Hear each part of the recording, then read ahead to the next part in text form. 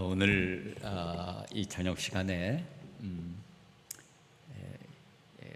구원 간증을 이제 김규현, 양찬양 두 부부에게 이제 간증을 해 주십사 말씀을 드렸는데, 아마 김규현 형제님은 그 사정이 있어서 나오시기가 어려워서 아마 이 목자님이 대독하시려고 생각하고요. 그래서 먼저 김규현 형제님 그 구원 간증, 또 이어서 양찬양 자매님의 구원 간증이 있도록 그렇게 하겠습니다.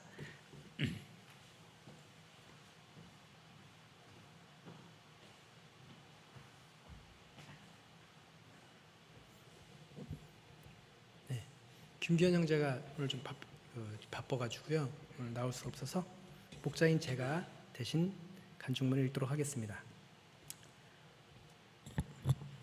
안녕하세요. 윤태민 가정교회 김규현입니다. 저는 이남 이녀 중 막내로 태어났습니다. 저희 집은 기독교 집안도 아니었고 교회를 다니는 사람도 없었습니다. 경제적으로도 넉넉한 생활이 아니다 보니 늘 일하느라 바쁘신 부모님 대신 항상 형과 누나를 보면서 자라왔습니다.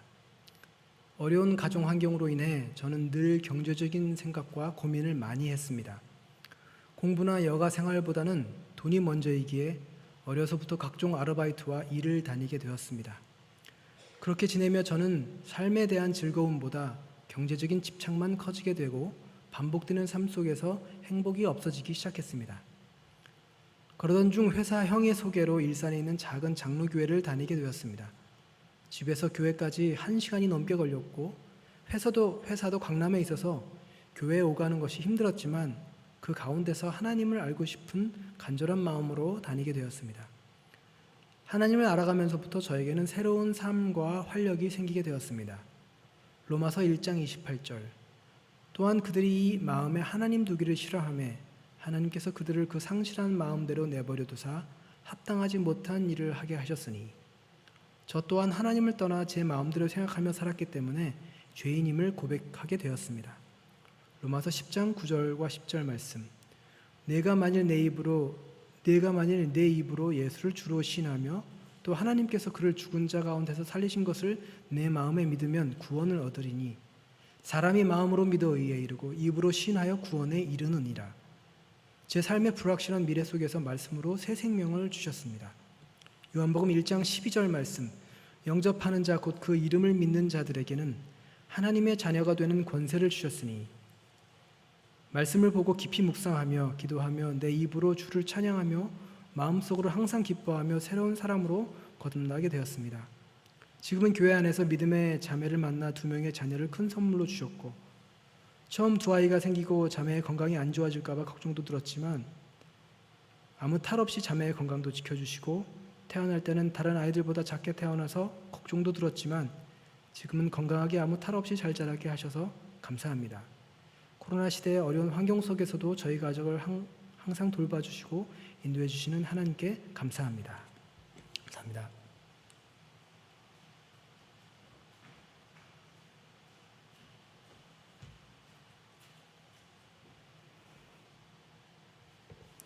안녕하세요. 윤태민 가정교회 양찬양입니다. 제가 기어다닐 무렵부터 부모님과 함께 부평교회에 왔다고 하니 제 기억에 교회와 하나님은 제 선택의 영역이 아닌 제 삶의 일부분이었습니다. 중학생이 되어 다들 침례를 받는 시기라고 하니 정식으로 교회의 성도가 되어 어른들처럼 성찬에 참여하고 싶어 제가 알고 있는 구원을 글로 정리하였습니다. 유년기, 청소년기를 보내면서 하나님의 존재를 의심해 본 적이 없으니 당연히 난 복음을 잘 알고 그렇게 큰 죄를 짓지는 않았지만 성경에서 죄인이라고 하셨으니 난 죄인임을 인정하며 성장하였습니다.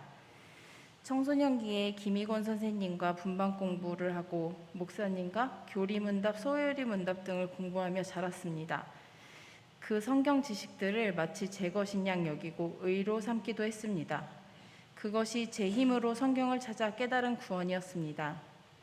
20대 중반에 성경 전체를 공부하고 하나님의 관점으로 정리할 기회를 주셨습니다.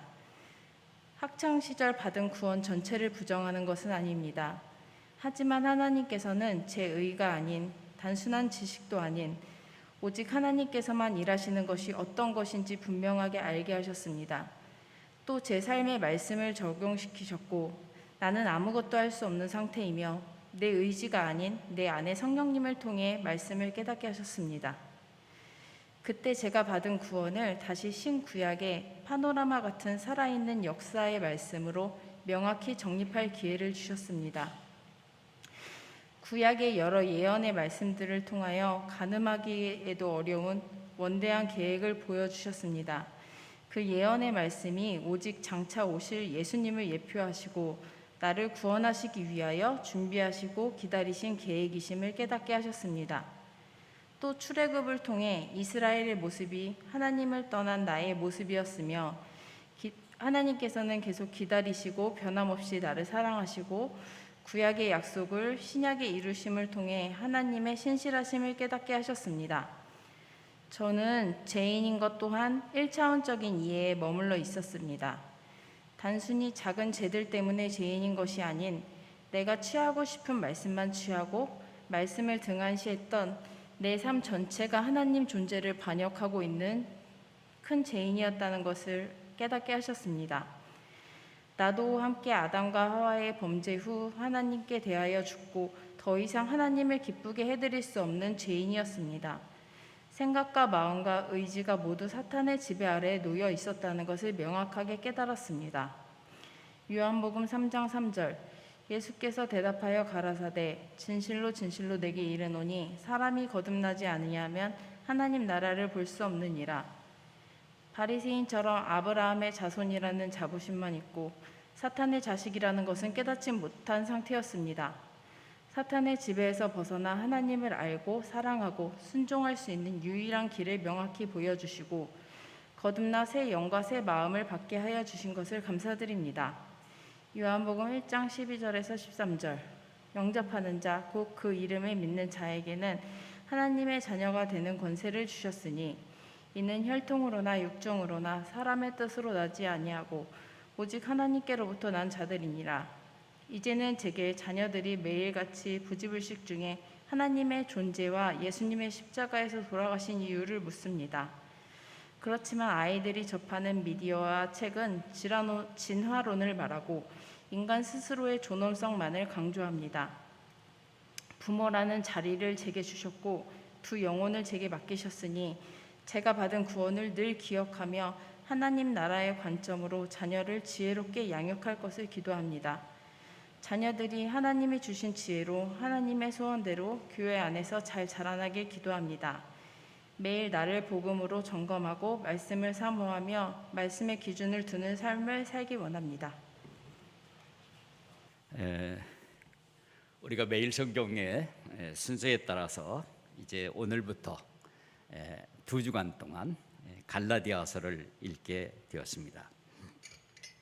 오늘은 이제 그 편지의 서두에 해당하는 이제 1장 1절에서 그 10절까지의 말씀을 우리가 읽었습니다. 이제 필요한 부분들을 이따 찾아가면서 읽고자 하는데 2절에 보면 이 함께 있는 모든 형제와 더불어 갈라디아 여러 교회들에게 했습니다. 그러니까 이 갈라디아에 있는 여러 교회들에게 무슨 일이 일어난 것입니다. 그래서 인사말도 없어요. 다이렉트로 지금 요점을 말씀하고 계시죠. 그러면 여러 교회들에게 무슨 일이 일어났느냐 하는 것을 오늘 6절에서 10절까지 보면 대충 짐작할 수 있습니다. 한번 우리 같이 읽어보죠. 그리스도의 은혜로 너희를 부르신 이를 이같이 속기 떠나 다른 복음을 따르는 것을 내가 이상하게 여기노라. 다른 복음은 없나니 다만 어떤 사람들이 너희를 교란하여 그리스도의 복음을 변하게 하려 함이라. 그러나 우리나 혹은 하늘로부터 온 천사라도 우리가 너희에게 전한 복음 외에 다른 복음을 전하면 저주를 받을지어다. 우리가 전에 말하였거니와 내가 지금 다시 말하노니 만일 누구든지 너희가 받은 것 외에 다른 복음을 전하면 저주를 받을지어다. 이제 내가 사람들에게 좋게 하랴, 하나님께 좋게 하랴, 사람들에게 기쁨을 구하랴. 내가 지금까지 사람들의 기쁨을 구하였다면 그리스도의 종이 아니니라. 굉장히 말씀이 충격적이죠. 지금 갈라디아 지역에 있는 교회들이 몇 교회나 되는지는 알 수 없지만 아예 집단적으로 다 무너지고 있는 상황이라는 것을 짐작할 수 있겠죠. 여기서 특별히 무엇 때문에 무너지고 있느냐 보면 다른 복음이라는 말이 나옵니다. 그런데 이 다른 복음을 어떤 사람들이 전하고 있는데 이 다른 복음을 그들이 받아들여서 6절에 있는 것처럼 이 진짜 복음에서 속기 떠났고 그 다음에 그리스도의 은혜로 부르신 하나님을 저버렸다는 얘기를 하면서 참 이상하다는 거죠. 이것을 오늘 얘기하자면 경악된다는 것입니다. 그런데 이제 이런 부분들이 많은 생각을 저에게 하게 됩니다. 사실 이 갈라디아 교회들에게 일어난 이 말씀이 오늘 우리들에게 어떻게 이해가 되는가? 오늘 우리가 처해 있는 기독교의 현실은 어떨 것인가? 그래서 제가 오늘 이제 약간 그 산만한 형태로 말씀을 드릴 것 같아서 그래서 제목은 갈라디아서 산책이라고 제목을 좀 멋지게 붙여봤어요. 붙여봤는데 그러나 실제로 여기서 오늘 제가 가장 강조점을 두고 말씀을 드리고자 하는 단어는 율법주의입니다. 이 율법주의 이것은 단적으로 말씀드리면 복음의 원수입니다. 하나님 나라의 대적입니다. 그리고 결론적으로 율법주의를 이기는 것, 깨뜨리는 것은 오직 하나입니다. 믿음입니다. 은혜의 복음 이것을 믿는 겁니다. 그래서 이 율법주의와 싸우는 처음이 믿음이고 끝까지 믿음입니다. 이것을 오늘 이렇게 분명히 이제 같이 한번 이 말씀을 새겨보고 싶습니다. 사실은 이 다른 복음에 의해서 갈라디아 교회가 완전히 집단적으로 다 무너져가는 이것 때문에 실제로 뒤에 나오는 갈라디아서의 내용들은 정말 우리가 알게 되는 많은 풍성한 내용들을 우리에게 제공합니다. 그래서 이 14일 동안 이 갈라디아서를 읽으시면서 여러분들에게 참으로 주님이 주시고자 하시는 그 복음의 그 풍성한 것들 그리고 정말 그 우리에게 들려주시고자 하시는 그 간절한 마음이 참 전달이 되면 참 좋겠다 싶습니다. 실제로 이 글을 쓰신 바울 사도를 보면 이분은 극단적인 율법주의자, 유대교의 지도자라는 것은 아마 모두가 공감하실 겁니다. 그런데 이제 그가 다메섹 도상에서 부활하신 예수님을 극적으로 만나 뵙고 구원을 받았습니다. 구원을 받고 나서 여기 1장 17절에 보면 그는 아라비아에 가서 3년 동안 신비로운 시간을 보냈어요. 뭘 했는지 모릅니다. 그러나 그때 하나님께서 그에게 특별한 훈련을 시키시고 특별한 계시로 채우신 것 같습니다. 그래서 그는 복음의 사람으로 바뀌어요. 그래서 이 바나바가 안디옥이라는 이방 땅에 머물면서 이제 바울을 초청을 해서 같이 말씀 사역으로 섬기도록 하죠. 그리고 나서 그는 제 이제 개인적인 추측입니다만 아마 30대 초반이었으리라고 생각하는데 바나바와 함께 이제 선교사로서 교회에서 파송을 하게 됩니다. 그래서 그들이 1차 선교 여행을 떠난 내용들이 사도행전 13장과 그 14장에 나옵니다. 그들은 먼저 이 바나바의 고향인 그 구브로 이 섬에 가서 전도를 하죠. 거기서 많은 열매를 거둡니다. 그러고 나서 거기에 같이 간 마가는 이탈하고 그 다음에 두 사람이 터키의 내륙으로 들어갑니다. 거기가 갈라디아라는 지역이죠. 이 갈라디아라고 하는 굉장히 그 넓은 지역에 거기는 1000m가 넘는 그런 험한 산악 지역이라고 알려지고 있습니다. 이제 거기에 가서 그들이 어디를 방문했는지 자세히 나옵니다. 그래서 안디옥이라는 곳이, 거기에도 안디옥이라는 곳이 있어요. 또 이고니아라는 곳도 있고 루스드라, 더베 등 그런 곳들을 계속 그들은 찾아다니면서 전도를 했어요. 아마 2년 가까운 세월을 그렇게 전도를 한 것으로 보고요. 바로 거기에서부터 그들은 본격적으로 유대인이 아닌 이방인들에게 복음을 전한 것입니다. 그래서 우리가 보통 추측할 수 있는 것은 바로 그 갈라디아 그 지역에서 3개 이상의 교회를 세우고 돌아왔다, 이렇게 봅니다. 그런데 이제 그 갈라디아 지역에서 이렇게 복음을 전할 때 정말 성령께서 참 강렬하게 역사를 해주셨어요. 그래서 3장에 보면 그들이 성령을 받았다는 것에 대해서 굉장히 여러 차례 강조하고 있습니다. 그래서 큰 구원의 역사가 일어났고요. 또 4장에 보면 아마 그 성령의 감동하신 때문에 사실 이방인이잖아요. 전혀 서로 다른 이민족인데 또 바울이 아주 심각한 질병을 앓고 있었어요. 그래서 그들이 거부할 만한 질병이죠. 보통 우리가 얘기할 때 네가 하나님 나라 말하기 전에 네 병이나 좀 고치고 와라, 이 병신 같은 놈, 이렇게 요구할 수 있지 않겠어요? 그런데 오히려 그들은 그것을 더 귀하게 여기고, 그리고 바울을 받아들일 때 그들은 하나님의 천사 또는 여기 표현은 예수님처럼 자기를 영접했다, 이렇게 되어 있습니다. 그러면서 막 비웃기는커녕 이 안타까우니까 자기 눈이라도 떼어주고 싶어하는 이러한 그 정말 목숨까지 주고 싶은 이러한 뜨거운 사랑의 관계가 형성이 되었어요. 그런데 이제 바울이 거기를 떠난 지 몇 해가 지나지 않아서 갈라디아 교회가 이런 문제가 일어난 것입니다. 집단적인 탈선, 이탈이라고 할 수 있을까요? 그래서 그들은 바울에게 완전히 등 돌리다시피 했습니다. 그래서 바울은 그 4장 16절에 보면 내가 너에게 참된 말을 함으로 너희가 원수가 되었느냐, 이렇게까지 내가 진짜 복음을 전한 것 때문에 너희가 나를 원수로 여기느냐, 정말 막 그 애끓는 그 신음소리가 들릴 만큼 그렇게 관계가 완전히 뒤집어져 버렸어요. 그러니까 여기 오늘 1장 6절에 보면 그리스도의 은혜로 너희를 부르신 이 누구겠습니까? 그 그리스도의 은혜를 가지고 우리를 부르시는 분은 아버지 하나님이잖아요. 그들은 아버지 하나님에게서 떠났다는 거예요.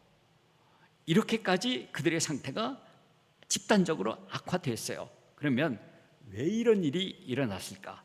지금 바로 우리가 읽은 것처럼 1장 7절에 어떤 사람들 때문이죠. 그 어떤 사람들은 유대인들입니다. 그래서 되게 거의 정상, 우리가 보통 우리가 같이 얘기할 수 있는 것은 이 사람들은 예루살렘에서 온 예루살렘 교회에 소속된 유대인 신자였을 것으로 보입니다. 또 그들은 성경을 많이 알고 또 언변도 능통하고 삶 자체가 경건하고 금욕적인, 다시 말하면 율법주의가 몸에 배어 있는 그러한 그 성도, 이런 식으로 생각하면 좋을 것 같습니다. 사실 사도행전 13장 14장에서 바울이 그 복음을 전할 때 가장 고통스럽게 했고, 심지어 바울을 돌에 쳐서 거의 죽은 상태까지 몰고 들어갔던 것은 누구냐? 이방인들이 아니죠. 유대인들이 그랬어요. 그러니까 이방인들도 유대인들이 바울을 얼마나 미워하는지 알고 있죠. 그런데 놀랍게도 유대인들 중에서 예수님을 믿는 사람들이 있다는 것입니다. 그래서 그들이 우호적이란 말이죠. 그래서 자기들을 찾아와서 성경을 얘기하는데 자기들은 성경책이 없죠. 이 이방인들은 구약 성경도 몰라요. 아무것도 모르는 사람들인데 찾아와서 구약 성경을 잘 가르쳐주고, 또 그들의 삶을 보니까 자기들은 상대가 안 돼요. 얼마나 단정하고 얼마나 엄숙하고 기도하고 하는 모든 자세가 그냥 감히 따라갈 수 없는 그런 분들이 복음을 얘기하고 그러는데, 그들이 두 가지 면에 있어서 완전히 복음을 뒤집어 놓는 겁니다. 첫 번째, 그들의 이중 공격의 첫 번째는 바울 사도를 공격하는 것입니다. 두 번째 공격은 복음을 공격하는 것입니다. 그러면 바울 사도를 뭘 공격했느냐면, 사실은 사도는 예수님이 파송한 사람이다. 근데 바울은 예수님의 12 제자들과는 다르다. 왜냐하면 예수님을 한 번도 만나본 적이 없는, 그래서 자칭 사도, 맞으면 무자격 사도다, 이렇게 얘기를 하는 것입니다. 먹혀 들어가요. 또 두 번째는, 그래서 바울이 전하는 복음은 예루살렘에 있는 그 사도들이 전하는 복음과는 다르다. 그 복음에는 할례를 받거나 율법을 지키거나 하는 것들이 빠져 있기 때문에 이 복음은 온전한 복음이 아니다. 이렇게 설명을 하니까 이 사람들이 거기에 그냥 그대로 설득이 된 것입니다. 우리가 이번 주 말고 지난주에 최정기 목사님이 오셔서 참 이렇게 탁월하게 말씀을 전해주신 것을 기억나실 거예요. 이제 가장 구원받은 성도들이 참 어려워하는 건 뭐냐? 그것은 내면의 본질이 그대로 있다는 것입니다. 내가 예수님을 믿고 새로운 피조물이다, 새 사람이라고 얘기하는데 나는 여전히 옛사람의 그 양태에서 벗어나지를 못하고 있다. 그러니까 말하자면 내가 변화를 받거나 성장하는 어떤 실적이 나타나지 않으니까 이상하게 신앙적으로도 자신감이 없어지죠. 이런 상태에 있을 때 봐라, 너의 삶이 따르지를 못하지. 왜냐하면 율법을 지키지 않기 때문이다. 그래서 율법주의가 그때부터 힘을 발휘하는 거예요. 여러분, 이게 바로 저 자신이 경험하고 있는 사실이었는데, 제가 구원을 받고 나서 저는 정말 너무너무 기쁘고 행복했어요. 그래서 이 교회 예배, 이것이 저에게 그 일주일의 삶의 전부였는데, 이게 한 5, 6년 지나다 보니까 이제 교회에 자꾸 눈에, 마음에 참으로 뭔가 거슬리는 것들이 생기고 뭔가 힘이 빠지고 실망시키는 것이 생기는데요. 뭐냐면 성도들이 이 복음을 이상하게 아전인수격으로 써먹는다. 꼭 보험에 든 사람 같다. 그래서 꼭 필요한 가장 기본적인 것들 있잖아요. 우리가 헌금을 내는 거, 또 정기적인 예배에 참석하는 거, 또 협력하는 거, 여러 가지 헌신하는 것들. 이럴 때 이상하게 말을 할 때 뭐라고 얘기를 하냐면 평안이 없다고 얘기를 하면서 당연하게 피해버려요. 이 평안이 없다는 단어가 그때 제 마음에 굉장히 부담이 됐어요. 또 이렇게 우리가 이런 일을 위해서 좀 이렇게 합시다 얘기하면 많은 분들이 저한테 그건 율법적이다 이렇게 얘기를 하니까 진짜 마음이 상해요. 막 마음 깊은 곳에서 뭔가 분노가 있어요. 그러니까 저는 더군다나 이 제도권의 교회에서 오랜 세월 동안 자라나왔기 때문에 도저히 이게 적응이 안 돼요. 그래서 이게 복음으로만은 되지 않는다. 여기에 율법이 필요하다. 저 굉장히 그거 생각하고 때때로 많이 주장을 했어요. 그래서 저 자신이 그런 것들에 대해서 참 많이 흔들릴 때가 많았어요. 그러니까 사실은 제가 이 갈라디아서가 말씀하시고 있는 복음이 무엇인가, 우리가 복음을 어떻게 믿음으로 사는가에 대해서 잘 몰라서 그렇죠. 정말 여기 갈라디아서에서 얼마나 명료하게 말씀하시는 건 이미 3장에서부터 너희가 믿을 때 성령을 받지 않았느냐. 그래서 4장에 너희들 하나님의 아들이다. 5장에 가서 그러기 때문에 너희는 성령을 따라서, 성령의 인도함을 따라서 사는 거다. 그런데 이제 그걸 잘 모르기 때문에, 그래서 제가 자꾸 많이 흔들렸던 그 기억이 납니다.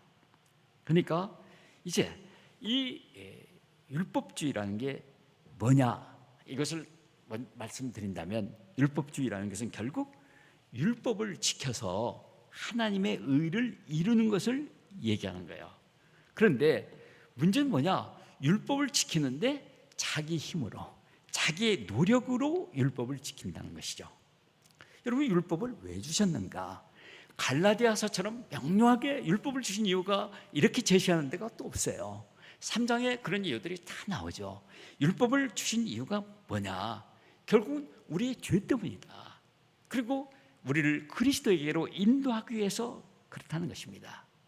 사실 저는 잘 몰랐지만 그러나 구원받고 나서 정말 주님께로 가까이 나가고 정말 주님을 사랑하고 싶고 기뻐하시는 일을 하고 싶을 때 보니까 제가 얼마나 이 하나님의 법을 지킬 수 없는가, 날이 갈수록 제가 얼마나 연약하고 악한 죄인인가를 깨닫게 됐어요.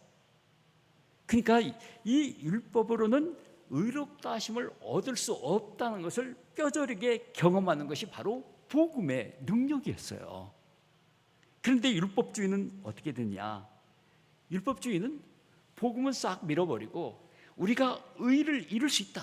어떻게? 그래서 구약 성경에 보면 얼마나 많은 조항들을 만들어냈습니까? 이것 해라, 이것 하지 말라. 그래서 그 조항들을 만들어 놓고 종로로 타게 했죠. 그리고 나서 어떻게 됐습니까? 율법주의의 가장 큰 드러나는 것은 뭐니? 위선이에요. 외식이에요. 왜 위선과 외식이 나냐면 자기를 자랑하기 때문입니다. 그래서 율법주의는 인본주의와 너무 맥이 통해요. 여러분, 그렇기 때문에 1장 10절에요. 내가 사람들에게 좋게 하랴 하나님께 좋게 하랴. 율법주의를 통해서 사람들은 자기의 기쁨을 취해요. 이것을 우리가 그 내면에 있는 것들을 잘 알 수 있으면 참 좋겠어요. 그래서 율법주의에 속한 사람들은 하나님 얘기를 하는 게 아니라 끊임없이 윤리 도덕을 얘기해요. 그래서 율법주의자들을 하고 얘기하고 있으면 얼마나 정말 옳은 말씀을 해요. 그래서 이렇게 살아야 된다, 저렇게 살아야 된다 하는데 다 도덕적인 얘기, 교훈적인 얘기를 하고 있어요. 하나님의 그 성령의 하나님의 마음이 드러나지를 않는 거예요. 여러분, 이제 우리가 이 구약과 신약에서 딱 그 선에서 이것을 이어가는데 다리 역할을 하는 게 세례 요한이죠. 세례 요한이 회개하라고 얘기했습니다. 뭘 회개하는 것입니까? 예수님도 오셔서 회개하라, 천국이 가까웠다. 뭘 회개하라는 것입니까? 사실 세례 요한은 어느 면에서 그렇게 큰 성과를 보인 것 같지는 않아요. 그런데 회개하라고 할 때 죄 몇 개를 버리는 것을 회개하는 것이 아니고요. 회개하는 것의 가장 요점은 뭐냐? 그것은 율법주의에서 돌아서라는 거예요. 회개라는 건 돌아서는 것을 얘기하는 거예요. 그렇기 때문에 율법주의를 버리고 유대교를 버리고 하나님 나라의 복음으로 돌아서는 것이 회개입니다. 이것을 우리가 명료하게 기억하시면 좋을 것 같아요. 그러니까 예수님께서 회개하라, 그 다음에 뭘 버리라가 아니에요. 천국을 얘기하시는 거예요. 하나님 나라입니다. 제가 이제 한 40여 년 전에 어떤 분이 저한테 존 스토트라는 분이 쓴 이 갈라디아서 강해라는 책을 한번 읽어보라고 했어요. 그래서 제가 막 읽어보니까 내용이 너무너무 놀라웠어요. 그래서 그 당시에 저는 막 그걸 늘 요약해가지고 제가 사람들에게 많이 가르치고 또 교회에서도 여러 성도님들에게도 전한 기억이 납니다. 그래서 갈라디아서의 내용에 대해서 비교적 제가 많이 이해하고 있다 생각을 했어요.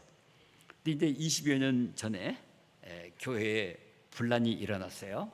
그래서 교회의 분란을 한 1년 동안 겪는 동안에 제가 참 힘들었던 것 중에 하나, 제일 힘들었다고 얘기할 수 있는 건 뭐냐면 그때 저를 이렇게 반대하는 형제들이 저를 뭐라고 부르냐면 신뢰할 수 없는 사람이라고 얘기를 하는 거예요. 이 말은 너무너무 힘들었어요. 왜냐하면 제가 말씀을 전하는 사람인데 저를 신뢰하지 않으니까 제가 전하는 말씀을 듣겠어요? 마음을 닫아버리잖아요. 그러니까 지금 여기 갈라디아서를 쓰고 있는 바울이 그 마음이 20여 년 전에 비로소 이런 마음이었구나. 여러분 1절 보세요. 한번 읽어볼까요?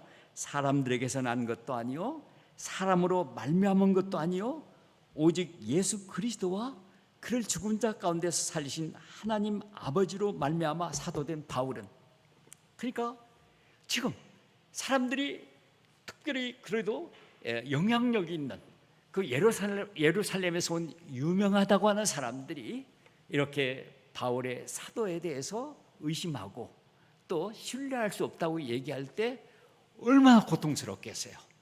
그래서 자기가 하나님이 사도로 임명하신 자격증 원본을 지금 내놓는 거예요. 나는 사람 통해서 사도된 거 아니다. 여기 나를 사도로 삼으신 것은 예수님과 아버지 하나님이다. 이걸 밝히는 거예요. 저는 그때 이 말씀이 막 제 가슴에 닿으면서 오늘 사랑하는 우리 성도들에게도 여러분들 자신이 지금 하나님의 아들이지만 여러분들 각자가 가지고 있는 직분이 있어요. 하나님이 주신 직분이 뭡니까? 이제 사도의 직분은 한시적이죠. 그래서 이 에베소서 2장에 있는 것처럼 교회를 세우기 위해서 하나님 예수님 사도를 임명하셨지만 이제 오늘 구원받은 모든 성도들에게 주신 직분은 뭡니까? 그것은 왕같은 제사장 직분이에요. 그러면 왕같은 제사장 직분에 실제로 그 임명장을 내놓으라. 여러분들 임명장을 내놓으라면 어디서 내놓겠어요? 저는 우리들 각자가 다 나는 사람으로 된 것이 아니다. 내가 왕같은 제사장이 된 것은 무엇 때문에 무엇으로 된 것입니까? 하나님께서 말씀으로 주셨습니다. 우리를 왕같은 제사장으로 삼으신 것은 베드로전서 2장 9절에 나오죠. 그래서 우리를 왕같은 제사장이라는 직분이 여기 있다. 다만 우리가 왕같은 제사장이라고 주장을 잘 못하지 하는 이유는 내 자신이 삶이 너무 빈약하기 때문에 자신감은 없죠. 그러나 증명서는 내놔야 될 것이다. 그리고 요한계시록을 보세요. 이제 그 계시록을 장을 열면서 1장 6절에 우리를 나라와 제사장으로 삼으신 아버지 하나님. 그렇습니다. 그래서 여러분 우리들 자신이 바로 이렇게 자기 자신의 막 존재, 그 아이디를 제출할 수 있는, 언제든지 제시할 수 있는 그 원본을 다 가지고 있어야 되겠다, 이 생각이 들고요. 두 번째로 2절에 보면요, 함께 있는 모든 형제. 이 말씀이 저희 마음속에 굉장히 가슴에 남아요. 왜냐하면 그냥 그렇게 곤욕을, 제가 20여 년 전에 곤욕을 치르고 있을 때 함께 있는 형제가 얼마나 귀했는지, 정말 그 동지들, 하나님 나라를 진짜로 사랑하고 어떻게든지 하나님의 교회를 훼손시키지 않고 어떻게든지 그 하나님의 명예와 그 교회의 그 건강성을 위해서 같이 고생했던 함께 있는 형제들. 그래서 나는 우리가 같이 우리 생을 마치는 날까지 이렇게 하나님 앞에서 함께 가는 형제들이 되기를 정말 소원해요. 그래서 이 갈라디아서를 읽는 이 마음, 그 여러 성도들을 바라보는 마음이 그렇습니다. 그리고 또 여기에서 이제 건너뛰어서 4절에 보면요, 이 4절이 바로 바울 사도가 가지고 있는 복음을 이렇게 한 절로 요약한 것입니다. 4절 같이 읽어보죠.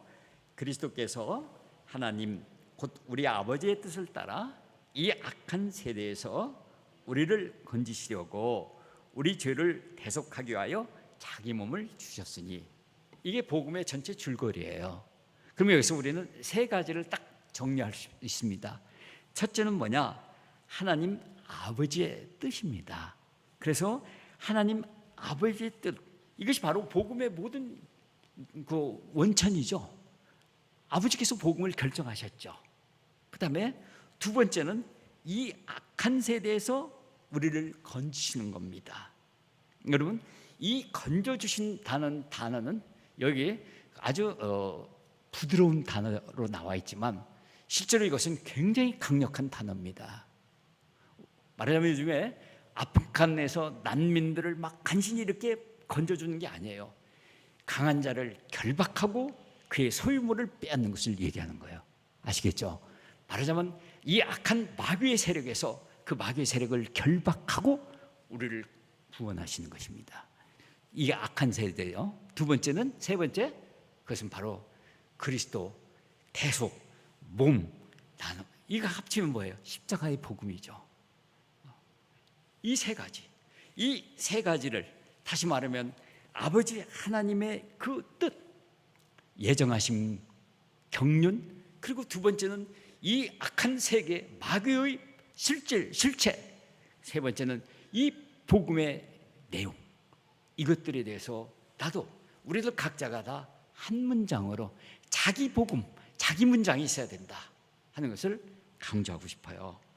사실은 이 복음을, 이것이 바로 이 복음 이거 하나로 이제 여기서부터 끝까지 나오지만 행위가 아니다. 이것을 오직 믿음으로, 여기에 율법이 개입될 여지 전혀 없다. 무조건 믿음으로 이 복음을 우리가 받고 누리고 사는 것, 바로 이 싸움인데 왜 사람들이 이단에 빠지냐 말이죠. 여기 6절에 보면 이같이 속기 떠나라고 되어 있지 않습니까? 전 정말 이 교회 생활하면서 때때로 이단에 빠지는 분들을 보고 있으면 정말 너무너무 허망해요.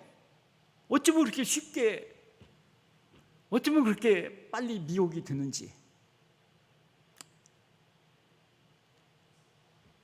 자기 복음이 없는 사람, 자기 복음을 제대로 그것을 살지 못하는 사람들인데 정말 그 한 영혼을 우리가 구원하는데 여러분들 다 기억나시잖아요. 한 영혼을 주님 앞에 인도해서 그가 구원받게 하기까지 우리가 얼마나 고생하고 얼마나 오랜 시간을 걸렸는데 참 너무 허망해요. 이같이 속이 떠나서 다른 복음을 따르는 거 이상하게 여긴다, 충격이다, 이 말입니다. 여러분, 그런데 이 이단에 속한, 특별히 더군다나 다른 복음, 아주 유사 복음이라고 말씀드릴 수 있겠는데 그 유사 복음의 특징, 가장 큰 특징은요, 그 복음을 가진 사람들이 사람을 홀려요. 왜냐하면 첫째로 그 사람은 경건해요. 대부분이 그 다음에 성경 지식이 풍부해요. 열정적이에요. 굉장히 헌신이 좋습니다. 그래서 자기 절제가 좋죠. 사랑을 베풀죠. 선교 열심히죠. 그러니까 우리가 앞서도 말씀드렸지만 자기 삶이 허약한 사람들, 복음은 받았다고 하지만 뭔가 이렇게 늘 자신감이 없는 사람들은 그냥 말려 들어가죠. 그런데 이걸 분별하기 어려워요. 때때로 그런 사람 앞에 우리도 이 사람 어떻게 이렇게 경건하게 사는가 위축이 될 만큼. 그러니까요. 그래서 정말 이 율법주의가 이 복음을 파고 들어오는 이 위력은 정말 강합니다. 그래서 제일 우리가 염두에 둘 건 뭐냐면 정말 여기 인사 3절에 했죠. 은혜와 평강이 있기를 원한다고 그랬는데 실제로 진짜 하나님의 자녀에게는 항상 은혜와 평강이 있어야 돼요. 그런데 이단을 따라가면 은혜와 평강이 결여돼요. 다른 말로 얘기하면 여기 6절에는 또 그리스도의 은혜를 잃어버려요. 그래서 굉장히 경건하고 막 실력도 뛰어난 것 같은데 그리스도의 은혜가 안 나타나요. 그렇기 때문에 이것이었구나. 그래서 정말 여기에 8절에도 9절에도 저주가 있을지어다 저주를 받을지어다 얼마나 강합니까? 왜 이렇게 강력한 표현을 할까요? 사랑의 그 사도가 말이죠. 어떻게 이런 표현을 할까요? 왜냐하면 여기 3장 10절에 보시면요, 나왔듯이 율법의 행위에 속한 자들은 저주 아래 있다고 그랬습니다. 다시 말하면 율법의 행위로 다시 사람을 끌고 들어가는 자들은 다 저주입니다. 이렇게 강력한 것입니다. 그래서 율법주의에 대해서 이렇게 주님은 이렇게 강력하게 말씀하시는데, 그러니까 복음이 뭡니까? 복음은 여기 아까 우리가 4절인 것처럼 우리 죄를 대속하기 위하여, 내 죄를 대신 갚아주시기 위하여 아들의 몸을 십자가에 못 박았는데 그 십자가에 못 박은 사실을 그렇게 훼손시켜버리고 무너뜨리는 것은 저주를 받아야죠. 그것은 망해야 되죠. 이런 일들에 대해서 우리가 같은 관점을 가져야 되지 않느냐 하는 것입니다. 그렇기 때문에 진짜로 우리에게 필요한 건 뭐냐? 분별입니다. 그런데 여기 6절에 있는 것처럼 저는 오늘 우리들에게 또는 이 수많은 기독교인들에게 여기 6절 마지막에 뭐라고 했습니까? 다 같이 읽어보죠.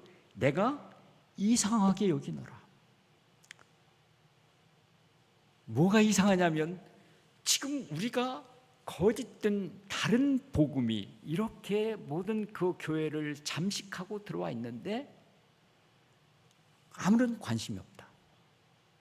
방관하고 있다. 동조하고 있다. 영합하고 있다. 이것이 진짜 이상하지 않습니까?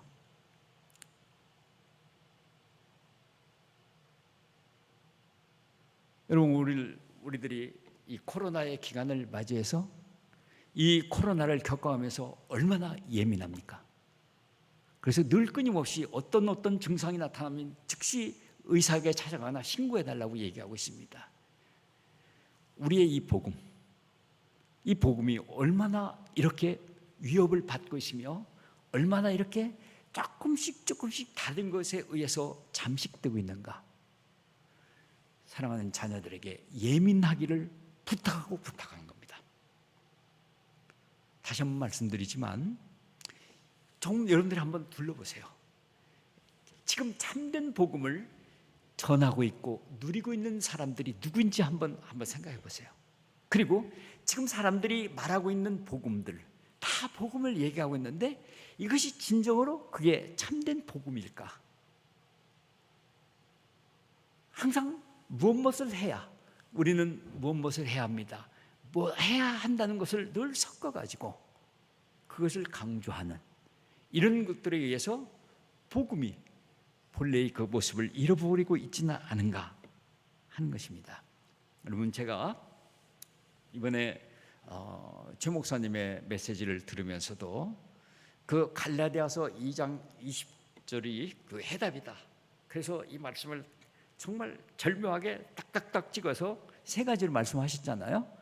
그래서 하나는 내가 죽은 자로 여기는 것을, 또 두 번째는 그리스도께서 내 안에 산 것을, 그 다음에 세 번째는 내가 그 절대적인 사랑에 대해서 이런 것을 기억해야 된다는 것을 강조하셨잖아요.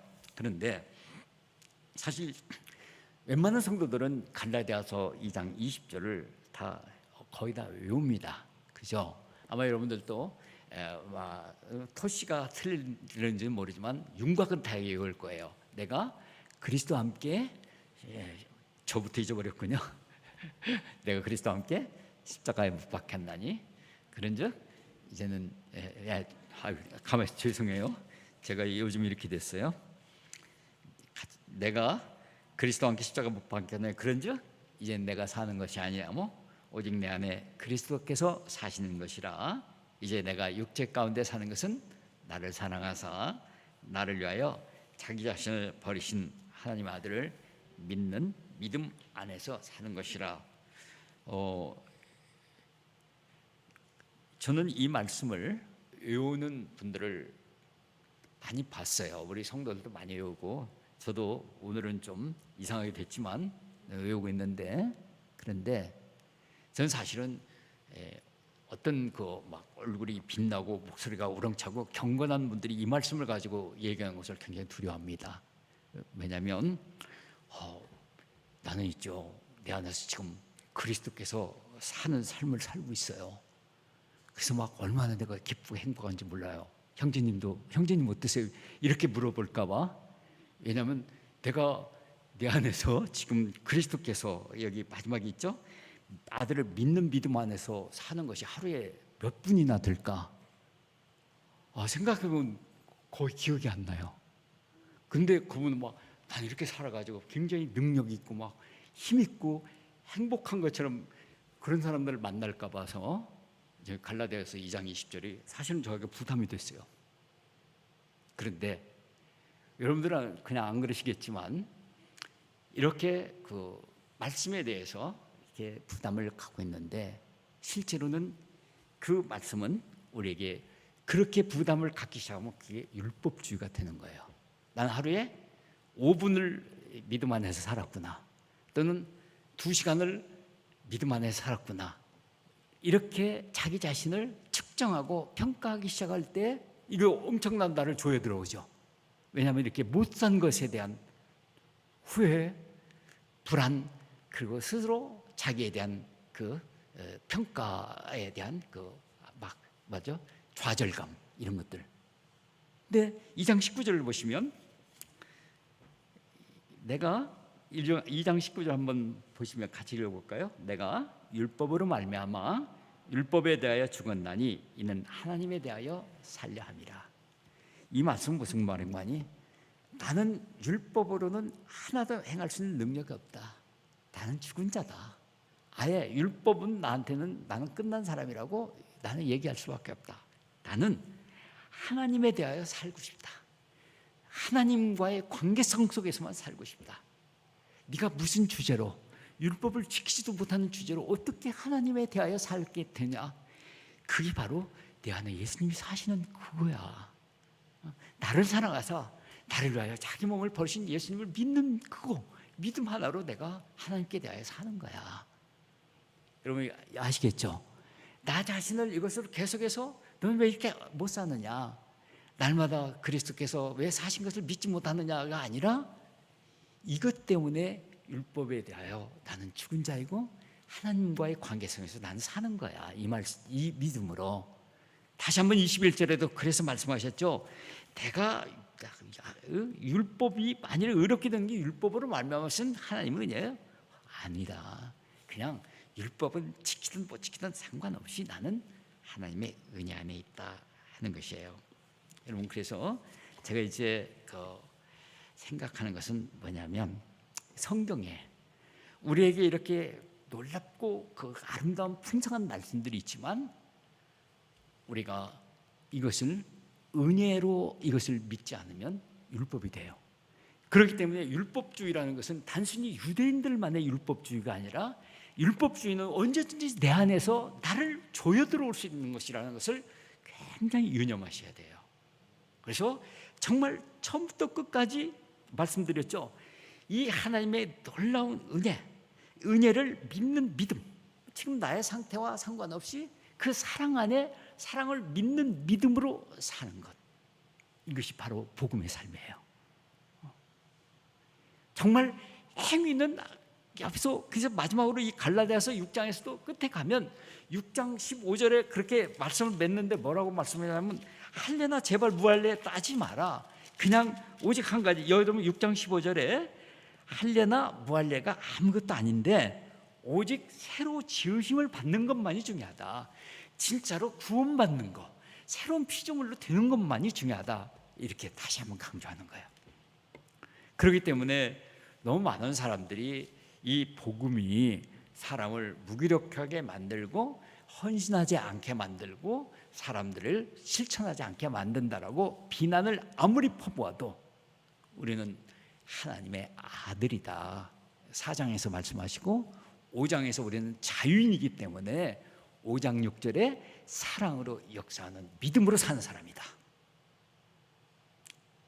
이렇게 이 말씀이 우리들에게 이 갈라디아서를 통해서 오늘 제가 이렇게 여기저기 이렇게 산책하는 마음으로 말씀드렸고요. 마지막으로 그 1장 10절에 있는 말씀에서 제 자신이 참 때때로 마음이 주님 앞에 죄송할 때가 많아요. 뭐냐면 내가 사람들에게 좋게 하랴 하나님께 좋게 하랴, 이것이 정말 이렇게 마음이 자꾸 때때로 약해지면서 자꾸 사람을 의식하게 돼요. 근데 정말 내가 진정한 그리스도의 종이라면 하나님이죠. 그래서 늘 하나님이 기뻐하시는 게 뭐냐, 여기에 초점을 맞춰야 되고, 그래서 우리 여러 성도님들, 여러분들이 어떤 상황에 처해 있든지 간에 여러분들도 항상 사람과 하나님 사이에 있는데 자꾸 인간관계에 너무 몰려가지 말기를 부탁드려요. 그래서 우리가 어느 사이 자꾸 인간관계를 중시하다 보면 하나님을 자꾸 밀쳐내거든요. 그러나 좀 단호하게, 나는 사람들에게 아니다, 냉정하게 하나님을 좋게 하게, 하나님을 기쁘게 하게. 그리스도의 종은 우리 모두의 책임이에요. 왜냐하면 우리가 왕 같은 제사장이니까. 여기까지 말씀드리고요.